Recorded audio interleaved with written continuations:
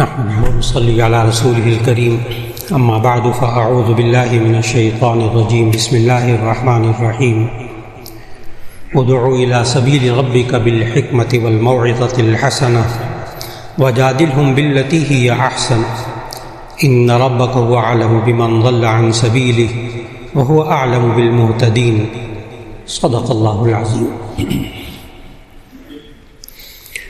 اللہ رب العزت نے انسانوں کو پیدا فرمایا اور اس کے ساتھ ساتھ انسانوں کی ہدایت کے لیے انبیاء علیہ السلام کو بھیجا، اور انبیاء علیہ السلام نے آ کر پہلے انسان سے لے کر آخری انسان تک کی ہدایت کا ذریعہ اللہ نے ان کو بنایا، اور آخری نبی حضرت محمد رسول اللہ صلی اللہ علیہ وسلم کو بھیجا۔ اب سوال یہ ہوتا ہے ذہن میں کہ نبی کریم صلی اللہ علیہ وسلم کے بعد اب چونکہ قیامت تک کے لیے آخری نبی ہے، تو ہدایت کا سامان کرنے کے لیے اب اللہ نے کیا ذمہ داری رکھی ہے ہر مسلمان کی، مرد ہو یا عورت ہو، کہ وہ یہ ہدایت کا پیغام لوگوں تک پہنچائے۔ اور اس ہدایت کے پیغام کو لوگوں تک پہنچانے کے لیے بسا اوقات کچھ دقت پیش آتی ہے اور کچھ مسائل پیش آتے ہیں، اور کچھ اس وجہ سے بھی کہ جو نبی کریم صلی اللہ علیہ وسلم کا ہدایت کا اور اصلاح کا جو طریقہ تھا، اس طریقے سے انسان کبھی کبھی ہٹ جاتا ہے۔ یہ ہدایت، یہ اصلاح کیا چیز ہوتی تھی کہ نبی کریم صلی اللہ علیہ وسلم ان انسانوں کی بری سوچوں کو بدلتے تھے، برے رویوں کو بدلتے تھے، بری عادتوں کو ان کے اندر سے نکالتے تھے، اخلاق سیئہ، برے اخلاق ان کے اندر سے نکالتے تھے، برے اعمال یعنی گناہوں کو ان کی زندگی سے نکالتے تھے، اور اچھی سوچیں، اچھے رویے، اچھے اخلاق، اچھی عادتیں پیدا کرتے تھے۔ یہ نبی صلی اللہ علیہ وسلم کا مشن تھا۔ اور اب اس دور کے اندر ہر انسان، چاہے وہ گھر کے اندر ہو، کاروبار کے اندر ہو، اپنے اداروں کے اندر ہو، اس پر ذمہ داری ہے کہ وہ یہی خدمت انجام دیتا رہے اپنی ساری زندگی میں، اپنے گھر والوں کے لیے بھی، اپنی اولاد کے لیے بھی، اپنے ساتھیوں کے لیے بھی۔ اور نبی کریم صلی اللہ علیہ وسلم نے اس کے طریقے بتائے، اور سب سے پہلے نبی صلی اللہ علیہ وسلم نے لوگوں کی سوچوں کو بدلا۔ یہ جو انسان کے نظریات ہوتے ہیں، انسان کی سوچیں ہوتی ہیں، اسی کے مطابق انسان زندگی گزارتا ہے۔ اس لیے سوچوں کو درست کرنے سے پہلے سب سے پہلے نبی صلی اللہ علیہ وسلم نے ایمان پر محنت کی۔ ہمیں اصلاح کرتے ہوئے اپنے بچوں، خاص طور پر نوجوان بچے بچیوں، اور اپنے گھر کے اندر افراد اور اپنے ساتھ اٹھنے بیٹھنے والے افراد کی ذمہ داری ہم پر کیا؟ سب سے پہلے ایمان، اور ایمان میں پانچ چیزوں کے بارے میں سوچ کو درست کرنا، جسے آپ کہتے ہیں آمنت باللہ وملائکتہ وکتبہ ورسلہ والیوم الآخر۔ سورہ نساء میں اللہ تعالیٰ نے ان پانچوں چیزوں کا اسی طرح ذکر فرمایا۔ اللہ پر ایمان، سب سے پہلے یہ سوچ درست کی، اور جب تک یہ والی سوچ درست نہ ہو آگے اصلاح نہیں ہو پاتی۔ یہ اللہ پر ایمان کی سوچ کیا تھی؟ عقیدہ توحید۔ آپ سوچئے گا اس کے اندر ساری زندگی کا ہر کام اس عقیدے کے اندر آ جاتا ہے کہ عقیدہ توحید ہے کہ اللہ کو اس کی ذات اور صفات کے اعتبار سے ایک مانو، ٹھیک، اللہ کو اس کی ذات اور صفات کے اعتبار سے ایک مانو، ذات کے اعتبار سے بھی کسی کو شریک نہ ٹھہرانا، اور صفات کے اعتبار سے بھی کسی کو شریک نہ ٹھہرانا۔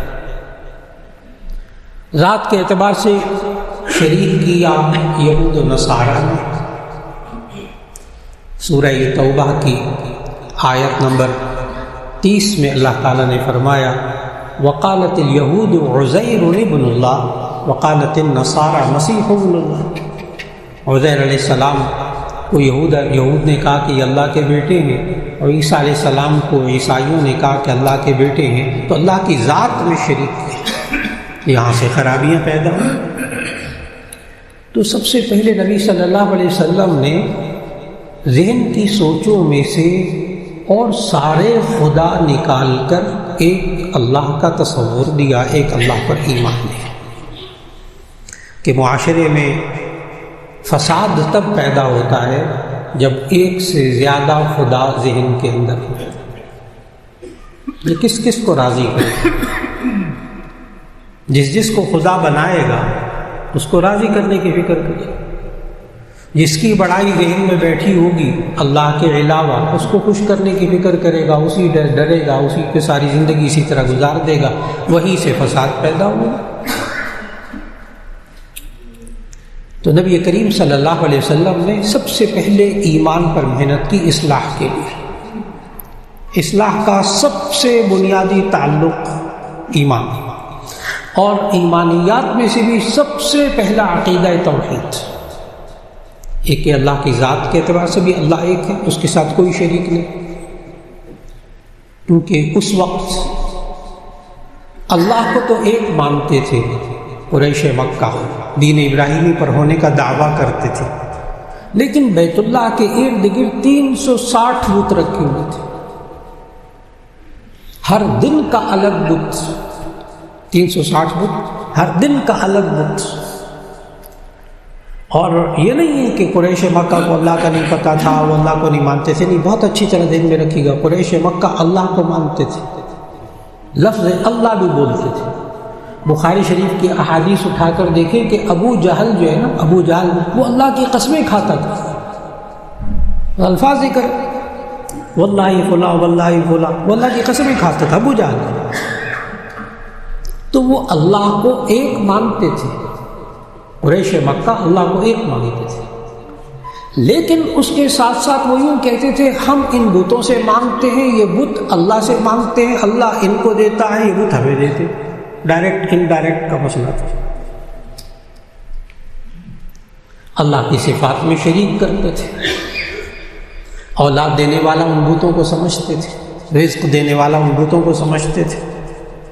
نبی کریم صلی اللہ علیہ وسلم نے سمجھایا کہ رازق صرف اللہ ہے، زندگی دینے والا صرف اللہ ہے، وہ 99 صفات، موت دینے والا اللہ ہے۔ ایمان پر محنت کی، اس کی وجہ کیا ہے کہ عقیدہ توحید، اللہ کو ایک ماننا، جب اس کی اصلاح ہو جاتی ہے تو پھر انسان ڈرتا بھی ہے تو صرف اللہ سے، مانگتا ہے تو صرف اللہ سے مانگتا ہے، مانتا ہے تو صرف اللہ کی مانگتا ہے، کیونکہ انسان کی نفسیات ہے، انسان جس سے ڈرتا اس کی مانتا، جس سے نہیں ڈرتا اسے نہیں مانتا۔ عام زندگی میں بھی یہی حال ہے، اداروں میں بھی یہی حال ہے۔ اور پھر جب انسان اللہ کی مان کر چلتا ہے تو اسی صورت میں اصلاح شروع ہو گئی۔ تو اصلاح اگر کرنی ہے تو سب سے پہلے عقیدہ توحید، انسان کی ذہنی سوچوں کو بدلا نبی صلی اللہ علیہ وسلم، پھر فرشتوں پر ایمان، اللہ کی کتابوں پر ایمان، رسولوں پر ایمان، آخرت پر ایمان، آخرت پر ایمان، یہ نبی صلی اللہ علیہ وسلم سوچ بنائی، صحابہ کو ذہن بنایا، ملے گا کیا؟ نماز پڑھنے سے کیا ملے گا؟ روزہ رکھنے سے کیا ملے گا؟ تم کسی دوسرے بھائی کی مدد کرو گے تمہیں کیا ملے گا؟ آخرت میں اجر ملے گا۔ سب سے پہلے انسان کی سوچوں کو بدلا، پھر اس کے بعد رویوں کو بدلا نبی صلی اللہ علیہ وسلم۔ ہم بہت دفعہ سوچتے ہیں کہ ہم اپنے گھر کے ماحول کو کیسے بدلیں، یعنی اصلاح کیسے کریں، ہم اپنے بیوی بچوں کے اوپر کیسے محنت کریں۔ تو آج میں وہ پورا خاکہ عرض کرنے لگا ہوں کہ کیسے اصلاح کی جاتی ہے اور کہاں خرابیاں آ جاتی ہیں وہ بھی عرض کروں۔ نبی صلی اللہ علیہ وسلم رویوں کو بدلا، بیہیویئر، اور انسان کے جذبات کی اگر اصلاح کی جائے تو انسان کے رویے درست ہو جاتے ہیں۔ انسان کا رویہ ہمیشہ غلط ہوتا ہے غلط جذبات کی وجہ سے، مثلا غصہ، اس غصے کی وجہ سے، غصہ ہونا چاہیے، بغیر غصے کے انسان کام کا ہی نہیں ہوتا، اس پر الگ الحمدللہ بات ہو چکی گزشتہ جمعے میں۔ غصہ ہونا چاہیے انسان کے اندر، لیکن اس غصے کو درست طریقے سے استعمال کرنا، جس سے شجاعت پیدا ہوتی ہے، جس سے عدالت اور انصاف پیدا ہوتی ہے۔ لیکن یہی غصہ اللہ اور اس کے رسول صلی اللہ علیہ وسلم سے ہٹ کر ہو تو یہی معاشرے میں فساد کا ذریعہ ہے۔ بالکل اسی طرح انسان اپنی خواہشات پورا کرتا ہے، اس کا ایک جذبہ ہے، میری ضرورت پوری ہو جائے، میری آرزو پوری ہو جائے، میں جو چاہتا ہوں وہ پورا ہو جائے، جی بالکل ٹھیک، لیکن اللہ اور اس کے رسول صلی اللہ علیہ وسلم نے جو طریقے بتائیں اس کے مطابق اپنی جائز طریقوں سے جائز خواہشات کو پورا کر لیجئے، کوئی پابندی نہیں ہے۔ خواہشات کو کچلنا نہیں سکھایا، جذبات کو کچلنا نہیں سکھایا اسلام نے، ان کو پاؤں تلے روندنا نہیں سکھایا، ان جذبات کو درست راستہ دکھایا۔ یہ انسان، اس کے اندر جذبہ ہے، خیر خواہی کا جذبہ، بہت اچھا جذبہ، لیکن اس خیر خواہی کے جذبے کو بھی اللہ نے قرآن مجید میں سمجھایا کہ خیر خواہی میں آ کر نہ بالکل اپنے آپ کو ہاتھ خالی کر کے بھی مت بیٹھ جاؤ، بعد میں تکلیف ہوگی۔ قرآن مجید میں اللہ نے سمجھایا وَأَنفِقُوا فِي سَبِيلِ اللَّهِ وَلَا تُلْقُوا بِأَيْدِيكُمْ إِلَى التَّهْلُكَةِ، تم اللہ کے راستے میں خرچ کرو، اپنے ہاتھوں کو ہلاکت میں مت ڈالو۔ اللہ نے ایک اور جگہ سمجھایا تم اس طرح بھی نہ ہو جاؤ کہ اپنے ہاتھوں کو کھلا چھوڑ دو، اور اس طرح بھی نہ ہو جاؤ کہ اپنی گردن کے پیچھے ہاتھوں کو رکھ کر بیٹھ جاؤ، ایسے بھی نہ ہو۔ مزاج سکھائے، اعتدال سکھائے، جذبات میں اعتدال سکھائے۔ یہ انسان ہمدردی کا جذبہ، ہمدردی کا رویہ، اس کا بھی طریقہ سکھایا، معاف کرنے کا، عفو درگزر کرنے کا بھی طریقہ سکھایا، برداشت کرنے کا بھی طریقہ سکھایا، یہ بھی رویہ بنایا نبی صلی اللہ علیہ وسلم، تحمل اور برداشت کا رویہ پیدا کیا۔ خود نبی صلی اللہ علیہ وسلم نے کمال کا مصیبتوں پر صبر کرنا، تکلیفوں پر صبر کرنا، باہمت انسان بنانا، یہ بھی نبی صلی اللہ علیہ وسلم نے کیا۔ وَاصْبِرْ عَلَىٰ مَا أَصَابَكَ، لقمان علیہ السلام نے اپنی اولاد کی تربیت کرتے ہوئے کہا وَاصْبِرْ عَلَىٰ مَا أَصَابَكَ إِنَّ ذَلِكَ مِنْ عَزْمِ الْأُمُورِ، اے میرے پیارے بیٹے اگر تجھے کوئی تکلیف پہنچے تو اس پر صبر کر، یہ بڑی ہمت کے کاموں میں سے۔ تو اس معاشرے کے انسانوں کے رویوں کو درست کر کے نبی صلی اللہ علیہ وسلم نے باہمت انسان بنایا، کمزور انسان نہیں بنایا، بزدل انسان پیدا نہیں کی۔ نبی صلی اللہ علیہ وسلم نے دعائیں مانگی، اللہم انی اعوذ بک من الجبن، اے اللہ میں تیری پناہ مانگتا ہوں بزدلی سے۔ شجاعت سکھائی، بہادری سکھائی۔ ادھر ظلم سے، ظلم کے رویوں کو بدلا، اس پر بھی محنت کی نبی صلی اللہ علیہ وسلم، جس کا جو حق ہے وہ اس کو دے دیا جائے۔ حقوق العباد سکھائے، بندوں کے حق سکھائے، جانوروں کے حق سکھائے کہ انسان کا رویہ جانوروں کے ساتھ کیسا ہونا چاہیے، انسانوں کے ساتھ رویے کیسے ہونے چاہیے۔ تو ایک سوچوں کو بدلا نبی صلی اللہ علیہ وسلم۔ نمبر 2، رویوں کی اصلاح کی، برے رویے، برا بیہیویئر جس سے دوسرے انسان کو تکلیف ہوتی ہے، اور وہ تکلیف 3 چیزوں سے۔ نمبر 1، جان کا احترام نہ کرنا، نمبر 2، مال کا احترام نہ کرنا، نمبر 3، عزت و آبرو کا احترام نہ کرنا۔ یہ 3 رخ ہیں جس کے ذریعے انسان معاشرے میں اپنے رویوں سے دوسروں کو تکلیف پہنچاتا ہے۔ نمبر 1، جان کا احترام نہیں کرتا، یعنی دوسرے کی جان کو تکلیف پہنچاتا۔ نمبر 2، دوسرے کے مال کو نقصان پہنچا کے اس کو تکلیف پہنچاتا ہے۔ نمبر 3، دوسرے کی عزت و آبرو کو نقصان پہنچا کر۔ یہ تینوں چیزوں کے بارے میں نبی صلی اللہ علیہ وسلم نے رویوں پر محنت کی باقاعدہ، ایسے طریقے سکھائے، ایسے احکامات دیے جس کے ذریعے انسان دوسرے کی جان کا تحفظ کرتا ہے. یہاں تک فرمایا کل المسلم علی المسلم حرام دمہ ومالہ وعرضہ، ہر مسلمان کا دوسرے مسلمان پر حرام ہے، قابل احترام ہے، اس کا مال، اس کی جان، اس کی عزت و آبرو. انسان اپنے رویوں سے ان 3 میدانوں میں دوسرے انسانوں کو تکلیف پہنچاتا ہے. تو نبی صلی اللہ علیہ وسلم نے رویہ ٹھیک کیا. پھر نبی صلی اللہ علیہ وسلم نے اس معاشرے کی عادتوں کو، ان کے اخلاق کو درست کیا.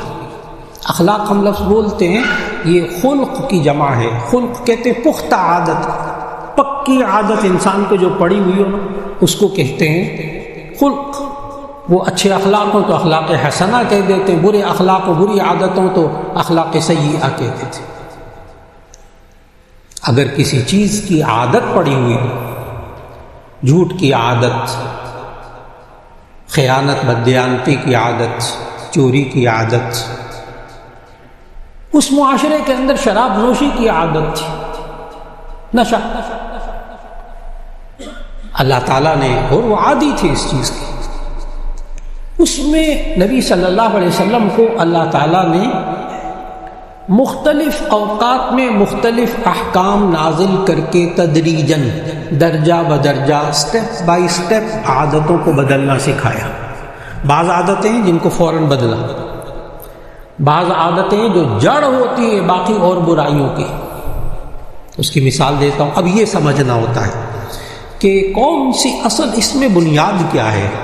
اصلاح کرتے ہوئے بچوں کی، گھر والوں کی، اپنے ساتھیوں کی، کاروباری اداروں میں اپنے ماتحتوں کی اصلاح کرتے ہوئے یہ بات بڑی غور طلب کہ اس میں بنیادی بات کیا ہے، بیسک کیا ہے، کہاں سے اصلاح درست کرنا شروع کرنا ہے، اس کی اصلاح کہاں سے شروع کرنی. جیسے بہت مستند حدیث، نبی صلی اللہ علیہ وسلم کے پاس ایک صحابہ آئے، ظاہر ہے صحابی ہو گئے، جب ایمان لائے تو صحابی ہو گئے.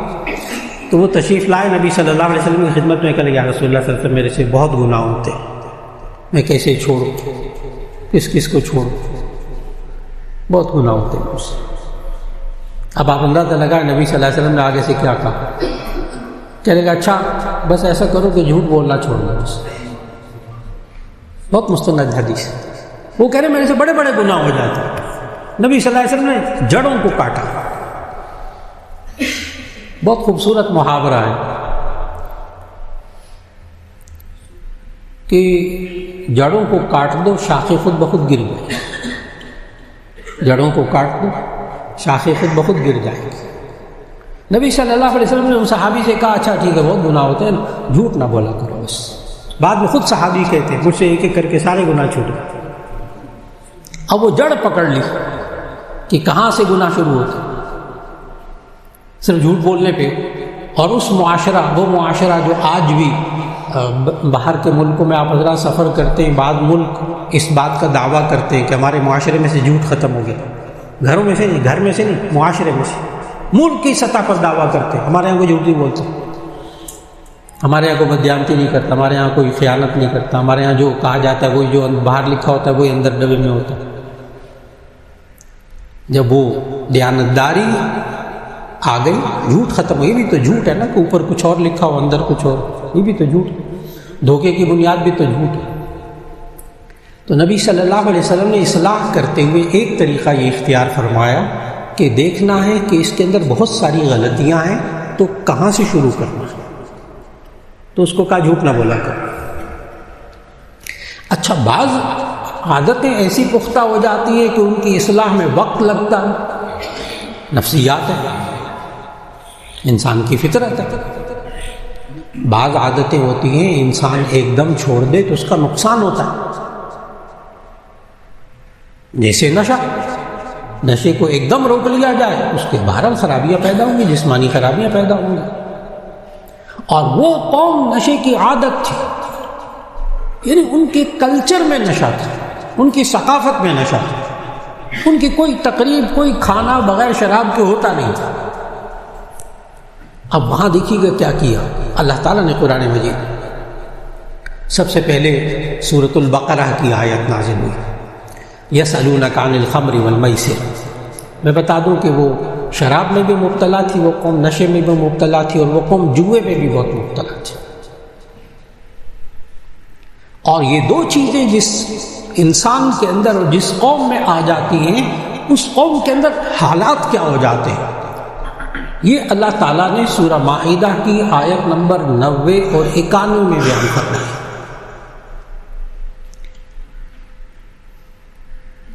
اور سب سے پہلے اللہ تعالیٰ نے سورۃ البقرہ کی آیت نازل کی، یسألونک عن الخمر والمیسر، یہ لوگ آپ سے شراب اور جوئے کے بارے میں پوچھتے ہیں، کیا کریں، عادتیں پڑی ہوئی،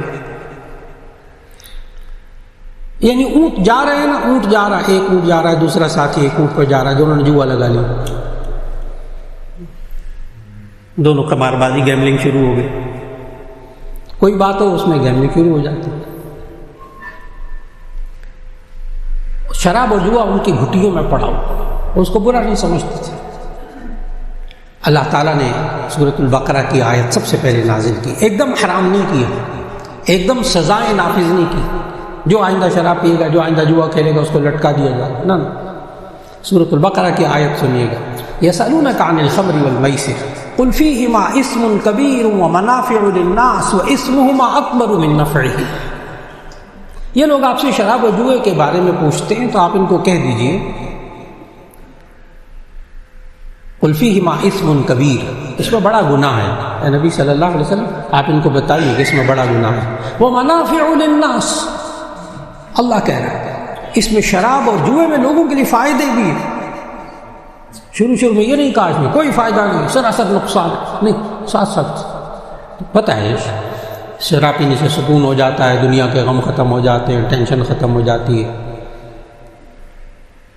اور پھر بھائی سے جوا، پیسہ آتا ہے، تھوڑا سا پیسہ لگا ہے، اتنا زیادہ آ گیا، وہ الگ بات ہے کہ بعد میں ڈوبتا ہے تو سارا ڈوبتا ہے، لیکن آتا تو ہے نا، تو ان کو فائدے نظر آتے تھے۔ شراب اور جوئے میں فائدے ہیں، اللہ نے کہا ومنافع للناس، لیکن آگے پتہ کیا سمجھایا، اب دیکھیں سوچ کیسے بدلی، وَإِسْمُهُمَا أَكْبَرُ مِن نَّفْعِهِمَا، ان کا جو گناہ ہے نا ان کے فائدے سے زیادہ بڑا، بس سوچ بدل۔ شراب میں گناہ بھی ہے، اس میں منافع للناس، بہت سارے فائدے ہیں شراب و جوئے، لیکن اسمہما اکبر من نفعہما، ان کا جو گناہ ہے نا ان کے فائدے سے زیادہ بڑا ہے، سوچ بنائی۔ یہ سب سے پہلی آیت ہے جو حرمت خمر، شراب کے حرام ہونے کے بارے میں نازل ہوئی۔ ابھی حرام نہیں کیا، پھر اس کے بعد کچھ عرصہ گزرا تو ایک اور آیت نازل ہوئی سورہ نساء کی، لا تقربوا الصلاۃ وانتم سکارا، تم نماز کے قریب مت جایا کرو اس حال میں کہ نشے میں ہو۔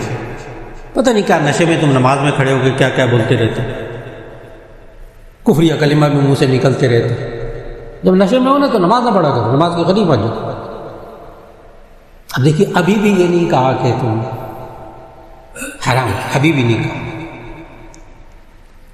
کرتے کرتے سن 8 ہجری میں آخری آیت نازل ہوتی ہے، اتنا وقت لگ گیا۔ سن 8 ہجری میں سورہ مائدہ کی آیت نمبر 90 اور 91 نازل ہوئی، انما الخمر والمیسر والانصاب والازلام رجس من عمل الشیطان فاجتنبوه لعلکم تفلحون۔ پھر آیت نمبر 91 انما یرید الشیطان ان یوقع بینکم العداوۃ والبغضاء فی الخمر والمیسر ویصدکم عن ذکر اللہ وعن الصلاۃ فہل انتم منتہون۔ یہ آخری حکم ہے، اس کے بعد مدینے کی گلیوں، بخاری شریف کی حدیث ہے کہ پھر بخاری شریف کی حدیث میں کہ لوگوں نے پھر مدینے کی گلیوں میں شرابوں کو بہا دیا، اس کے بعد پھر ہاتھ نہیں لگا۔ تو معلوم یہ ہوا کہ اگر کوئی نشے میں مبتلا ہو جائے تو اس کو قدم بقدم، آج نفسیات والے بھی، ماہر نفسیات بھی، سائیکائٹسٹ بھی آج جو نشے کا علاج کرتے ہیں تو آہستہ آہستہ آہستہ آہستہ جب عادت بہت زیادہ ہو جاتی ہے نشے سے، معلوم ہوا کسی گناہ کا انسان بہت زیادہ عادی ہو جائے تو اس کو آہستہ آہستہ آہستہ آہستہ اس کو زندگی میں سے نکالنا، طریقہ سکھایا۔ اور پھر جہاں کہیں غلطی ہوتی ہے وہاں یہ ہوتی ہے کہ اصلاح اگر نبوی طریقے سے نہ کی جائے تو ایسی صورت میں فائدے کے بجائے نقصانات کا سامنا کرنا پڑتا ہے۔ اس کی چند مثالیں عرض کروں گا۔ شروع میں آیت پڑھی ادع الی سبیل ربک بالحکمۃ والموعظۃ الحسنہ وجادلہم باللتی ہی احسن، اپنے رب کے راستے کی طرف بلاؤ، لوگوں کی اصلاح کرو، لیکن بالحکمت، بڑی دانائی کے ساتھ، بڑی دانائی کے ساتھ، والموعظۃ الحسنہ، اچھی نصیحت کے ساتھ، وجادلہم باللتی ہی احسن، اگر کوئی جھگڑے کی بھی نوبت آ جائے، تکرار کی بھی نوبت آ جائے، باللتی ہی احسن، جو اچھا طریقہ ہو نا وہ اختیار کیجیے، ورنہ اصلاح نہیں ہوگی، کچھ اور ہوگا، اصلاح نہیں ہوگی۔ اور دوسرا، اپنے مزاج کو اصلاح کرنے والے شخص کو، جو اپنے گھر میں اصلاح کر رہا ہو، اپنے بیوی بچوں کی اصلاح کر رہا ہو، اپنے دفتر کے اندر اپنے ماتحتوں کی اصلاح کر رہا ہو، معاشرے کے اندر کہیں اصلاح کر رہا ہو، اس کے لیے اپنے لہجے میں نرمی، اپنے لہجے میں نرمی، اپنے رویے میں نرمی، حسن سلوک کا دامن نہ چھوٹنا پائے اصلاح کرتے ہوئے، ورنہ ملے گا کچھ نہیں۔ تندخو، سخت مزاج، سخت الفاظ، سخت دل شخص معاشرے میں اصلاح نہیں کر سکتا، کچھ اور کر سکتا۔ یہ جو لفظ بولے یہ اللہ نے قرآن مجید میں نبی کریم صلی اللہ علیہ وسلم کو سمجھایا۔ آیت پڑھنے لگا، تندخو، سخت مزاج، سخت دل، اور نرمی نہ ہو رویے میں، اور حسن سلوک نہ ہو، تو اصلاح کس کی کریں گے؟ وہ بندہ پاس پھٹکے گا ہی نہیں آپ کی۔ بچہ ہے، اولاد ہے، وہ نہیں پاس پھٹکتے، ابا جی آگے رسید طرف ہو کے بیٹھ جائے، وہ ابا جی سے بھی کنارہ کش ہو جاتا ہے۔ وہ بزرگ کو بھی دیکھتا ہے نا، دادا چاچا تائے کو ہر وقت بس 12 بجائے رکھتے ہیں اپنے چہرے پہ، غصہ اور یہ وہ بھی دور بھاگتے ہیں۔ آیت پڑھنے لگا ہوں، نبی صلی اللہ علیہ وسلم کو اللہ تعالیٰ نے کیا فرمایا؟ فَبِمَا رَحْمَةٍ مِّنَ اللَّهِ لِنْتَ لَهُمْ وَلَوْ كُنْتَ فَظًّا غَلِيظَ الْقَلْبِ لَانفَضُّوا مِنْ حَوْلِكَ۔ ترجمہ غور سے سنیے گا، میں نے بتایا نا ہم سے غلطی کیا ہوتی اصلاح کرتے ہوئے۔ فَبِمَا رَحْمَةٍ مِّنَ اللَّهِ لِنْتَ لَهُمْ، یہ اللہ کی رحمت ہے آپ پر، خطاب نبی صلی اللہ علیہ وسلم کو ہے۔ فَبِمَا رَحْمَةٍ مِّنَ اللَّهِ لِنْتَ لَهُمْ، یہ اللہ کی رحمت ہے کہ اللہ نے آپ کو نرم مزاج بنایا۔ آگے نبی صلی اللہ علیہ وسلم کو خطاب کر کے، وَلَوْ كُنْتَ فَظًّا غَلِيظَ الْقَلْبِ لَانفَضُّوا مِنْ حَوْلِكَ، اگر آپ تند خو ہوتے، سخت مزاج ہوتے، غلیظ القلب، سخت دل ہوتے، لَانفَضُّوا مِنْ حَوْلِكَ، یہ صحابہ آپ کے ارد گرد اکٹھے ہی نہ ہوتے، یہ آپ کے پاس ہی نہ آتے۔ یہ ہر وقت غصے میں رہتے ہیں، ہر وقت مزاج تلخ مزاج ہے، تلخ زبان ہے، ہر وقت مزاج عجیب و غریب ہے، وہ بندہ ہی نہیں اس کے پاس ٹکتا، تو اصلاح کہاں ہوگا؟ معلوم ہوا اولاد کو، بچوں کو، بچیوں کو، گھر والوں کو، عزیز و قارب کو، اپنے ساتھیوں کو، اپنے ماتحتوں کو انسان اصلاح کرنا چاہتا ہے، سب سے زیادہ ان کو قریب تو کرے، اپنے قریب تو کرے، قریب تو کرے۔ بچے کو گھر سے نکال دیا، یا بچہ گھر سے دور رہتا ہے، ماں باپ سے بھاگنے کی کوشش کرتا ہے، بعض ماں باپ ہوتے ماں بھاگنے کی کوشش کرتی، میں نہیں رہتی گھر، کبھی باپ کہہ دیتا میں نہیں رہتا اس گھر میں، بس نکلتا ہوں باہر جاتا۔ اللہ کے بندے، رنگ سے باہر، اکھاڑے سے باہر کشتی کون لڑتا ہے؟ دونوں پہلوان رنگ کے اندر ہوں گے تو کشتی لڑیں گے، رنگ کے اندر نہیں ہوں گے تو کشتی کہاں لڑیں گے؟ اور اسی طرح بات چیت بچوں سے بند کر دینا بالکل، اور بچوں سے کٹ آف کر لینا اور بائیکاٹ کرنا، بچوں کا ماں باپ سے، ماں باپ کا بچوں سے، بہت نقصان دہ، اسے اصلاح نہیں ہوتی، بائیکاٹ سے اصلاح نہیں ہوتی۔ میں نے کہا نا، رنگ کے اندر جب نہیں رہیں گے تو لڑائی کا حکم، کون ایک دوسرے کے ساتھ اصلاح کر سکے؟ آج وقت کی بہت بڑی ضرورت ہے کہ اللہ رب العزت ہمیں جہاں جہاں ہم ہوں، اپنے دفتروں میں، اپنے کاروباری داروں میں، اپنے رشتہ داروں میں، اپنے گھروں کے اندر، اللہ ہمیں اصلاح کی توفیق عطا فرمائے۔ اور طریقہ سب سے پہلے سوچوں کو بدلنا، پھر رویوں کو بدلنا، پھر عادتوں اور اخلاق کو بدلنا، انشاءاللہ۔